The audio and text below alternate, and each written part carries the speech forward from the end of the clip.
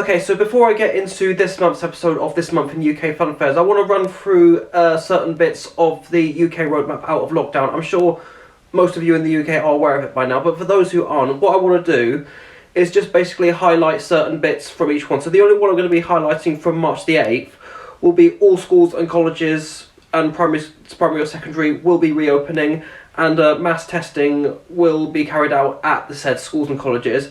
So that'll be the only highlight I want to point out from March the 8th. Now if we go on to March the 29th, the one I will highlight is the stay-at-home guidance will be dropped, and there will be some significant changes and loosenings to how far people can travel and see someone outside.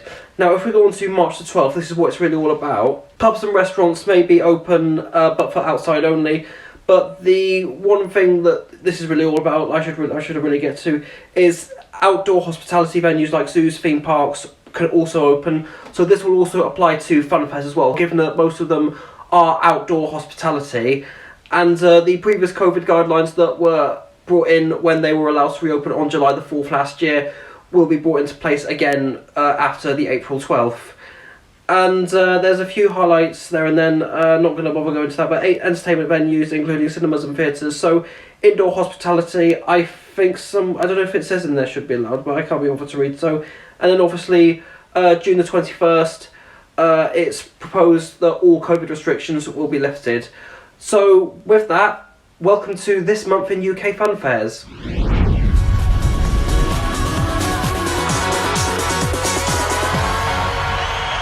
So hello and welcome to the February 2021 edition of This Month in UK Funfairs. So obviously things are starting to look up in the UK with the vaccination programme looking to be going well, reducing the rate of infection, and starting from around next month we should be able to get back to Funfairs. Now normally in each episode of This Month in UK Funfairs I would start off with what's been happening in terms of event-wise, but there is something I do want to talk about that does deserve a mention, and it's this. Start off with, this month saw the broadcast of the third episode of Joanna Lumley's Home Sweet Home on ITV, and it had a segment featuring the Cole family. Joanna Lumley paid a visit to Charles Cole during their visit in Busselton near Southampton in Hampshire, a ground that we have actually attended ourselves. Although it was disappointing we didn't get to see Joanna or the filming when this was happening during our visit, but it was great to see a firm we don't see very often, and the episode itself is actually available to watch on the ITV Hub as of recording this. So with that, let's have a look and see what's been happening in the events section of This Month in UK Funfairs. Okay, so sorry for the audio that you just heard in the last part of the video. I forgot to switch the software to record on the microphone that's in front of my face rather than the microphone that's on my laptop. So anyway, on to the events. Now first of all, Boston Mayfair have announced a postponement for the 2021 event. Instead of being held at the beginning of May, it will be held from Saturday the 28th of August to Saturday the 4th of September 2021. Obviously because of COVID restrictions, this type of event would not be viable, and when the restrictions are supposed to be lifted after June 2021, hopefully for then, we will be able to see this fair happen for sure. Another event that has announced postponement is Kirkcaldy Links Market, Europe's biggest street fair. For the second year running, it has been postponed due to COVID restrictions. Last year it was cancelled entirely in the end, but for this year they haven't announced a date, or they haven't confirmed when the event will be held, but as of time it will only tell, I guess. Now after the government announcement on the 22nd of February, what year? Every year. Get out. I'm pretty sure most of you got that reference, but anyway, in all seriousness, Funland have announced that they will be opening on the 12th of April when theme parks will be allowed to open. Now at the moment it's not confirmed whether or not the Matthews family or James Rogers of Event Attractions will be running it this year, but from the look of the teaser lineup, it might be James Rogers, or could potentially be another Lisi at hold instead. Now the official Facebook page for Hull Fair have announced that they will be planning ahead for Hull Fair 2021. So this announcement has, as you can probably see, that's been screenshotted from Facebook. Given that COVID restrictions should be lifted by the 21st of June, they will be keeping people up to date with what happens for the 2021 event. Now, a new event has came into light, and that is Breakout World at Team Valley. This will be run by M&C Funfairs, who ran the Valentine's Fair at the same ground. It will be opening on the 12th of April, like outdoor hospitalities are supposed to be, so they haven't actually confirmed what will be going to this fair, but keep an eye on the Facebook page for more info. Great Dorset Steam Fair have announced their 2021 cancellation. This will be the second year in a row that the event will not be happening. Last year it was postponed, wasn't able to hold at all during 2020, but this year it has been cancelled for sure. The full statement regarding the cancellation can be found on the official Facebook page for the event. Now, it's been announced that the hoppings will return for 2021, but at a later date. So instead of being held in the middle of June, the dates scheduled for it to take place are the 19th and the 30th of August. And there is a new event organiser for it in town, and that is Crow's Amusements, who have released this video regarding some big changes that they have in mind for the hoppings and what they are looking to do with it for the future. So check out the Crow's Events Facebook page for the video and take a look at it there. The organisers of Nottingham Goose Fair have announced that the 2021 events will be going ahead this year on Wednesday the 6th of October to Sunday the 10th of October. So not really any differences there. If without the pandemic, it probably would have occurred on these dates anyway, and as usual it will be at the Forest Recreation Ground. The Showtime Events Group have announced Staffordshire Balloon Fiesta for 2021. It is scheduled to take place on the 17th and the 18th of July 2021 at the Uttox, I'm not even going to try to pronounce it, whatever this is called, racecourse.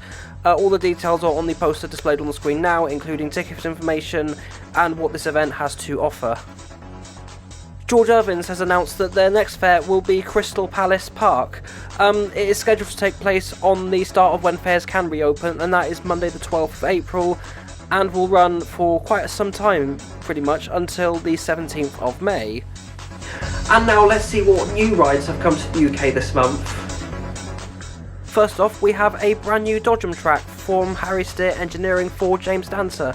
The ride was recently picked up by James earlier this month and is already having some work done on it, including having all the pixels done by James himself.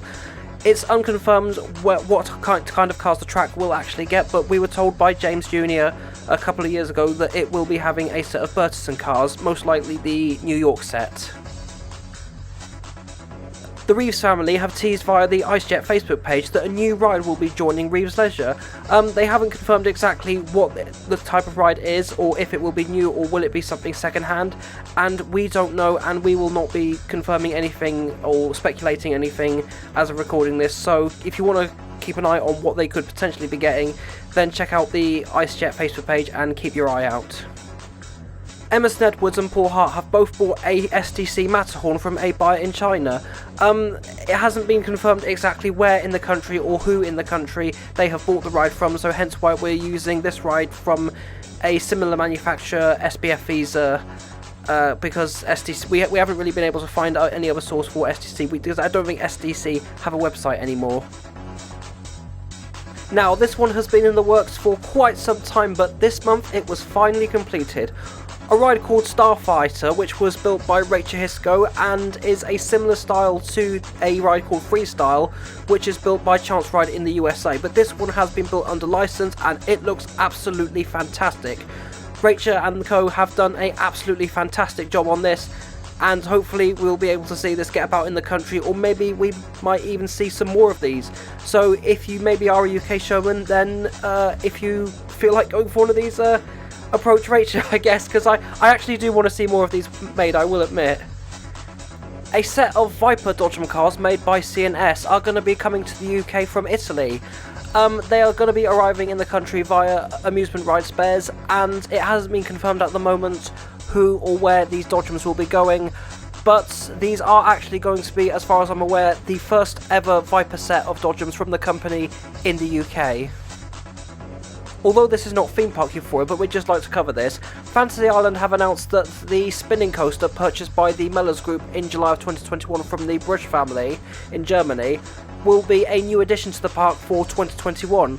Hasn't been confirmed exactly where in the park it will be going, but this will be the third Morrison spinning coaster in the UK, joining Spinball Wizard at Alton Towers and Dragon's Fury at Chessington. So I really want to get on riding this thing, because this has been on a coaster that's been on my bucket list to ride, and hopefully I can get myself to Fantasy Island and ride this thing.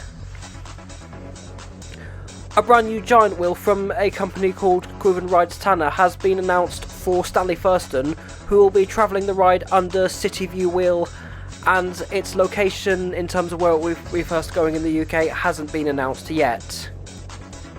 And finally, for new rides, a new twister is being built for Henry Stud. We'll get some news on what happens on the previous one called King Sizzler, but this one, although it hasn't been confirmed by Stud's Funfairs who is building this, but the exact same photos have appeared on the PWS Rides Facebook page, so maybe this one will have a lot of things that King Sizzler doesn't have, so we'll just have to wait and see what comes out of this. And finally, let's have a look at some changes to rides and attractions in the UK. Now, there's very little information we actually have on this, but a waltzer is under restoration by Little Boys. So we're just going to leave a little video playing on the screen now so you can see the waltzer itself running, and we best just basically leave it here for now.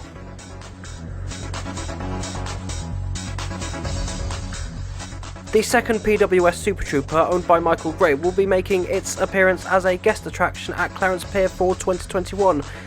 It's unclear how long the ride will actually be staying for, and at the moment it's unconfirmed where the current, the first Super Trooper is at the moment.